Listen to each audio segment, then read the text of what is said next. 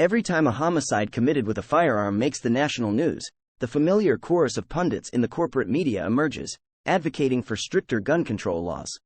But is gun ownership truly the driving factor behind the United States' relatively high homicide rates?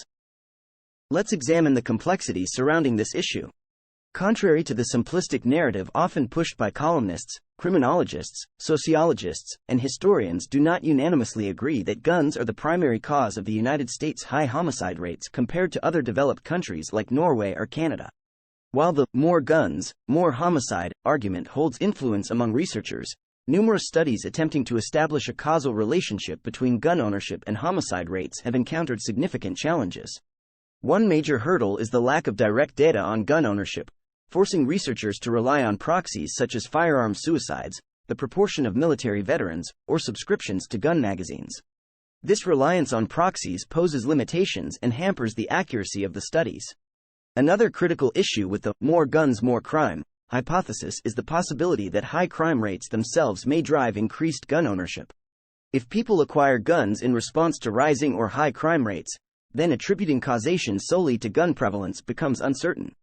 An alternative perspective put forth by crime scholars suggests that a lack of legitimacy in the state and its institutions predicts variations in crime levels. When citizens perceive institutions as unfair, useless, or corrupt, social control weakens, leading to greater lawlessness. This legitimacy theory gained prominence in the late 1990s and has been explored by several authors who link low confidence in government with higher crime rates. One prominent researcher, Randolph Roth, examined historical data in the United States and concluded that variables such as trust in government, belief in its stability and fairness, patriotism, and a sense of social hierarchy are central to understanding movements in homicide rates.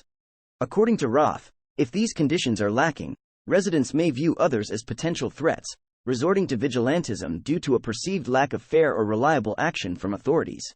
The legitimacy theory aligns with the idea that feelings of political and ethnic solidarity are essential in reducing crime rates.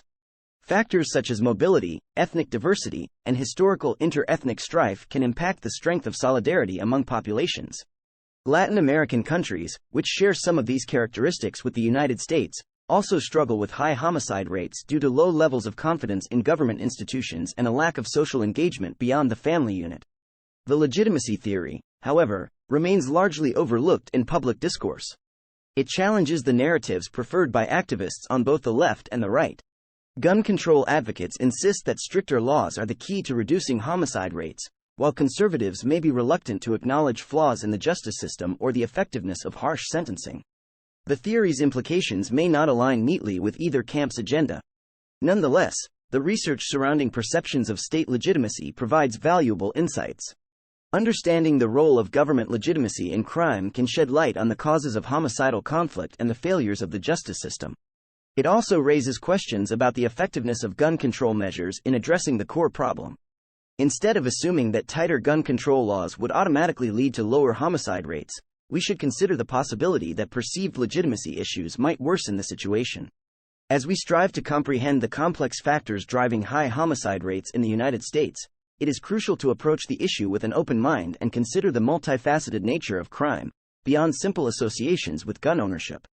Subscribe Libertarian Facts.